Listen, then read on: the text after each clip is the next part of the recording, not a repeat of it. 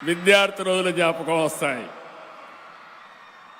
నేను కూడా మీ మారిగా అల్లరి పిల్లవాడిని, అల్లరి స్టూడెంట్గా ఉండేవాడిని, స్టూడెంట్ లీడర్గా కూడా రాణించాను.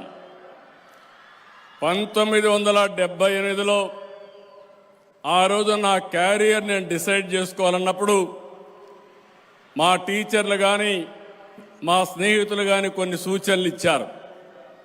బాగా చదువుకుంటే ఆల్ ఇండియా కాంపిటేటివ్ ఎగ్జామ్స్ రాయించని. నేను దాని మీద ఎప్పుడూ శ్రద్ధ పెట్టలేదు. ఆ పని మనం చేయలేమని నేను కన్క్లూజన్కి వచ్చాను.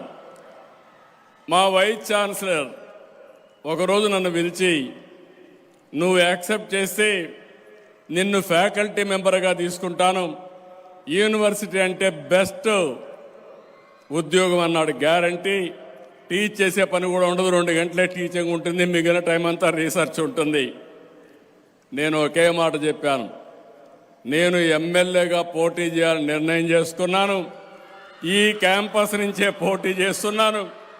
గెలిచి మళ్ళీ ఎమ్మెల్యేగా మీ దగ్గరికి వస్తారని మా వైస్ ఛాన్సలర్కి ఆ రోజు చెప్పాను.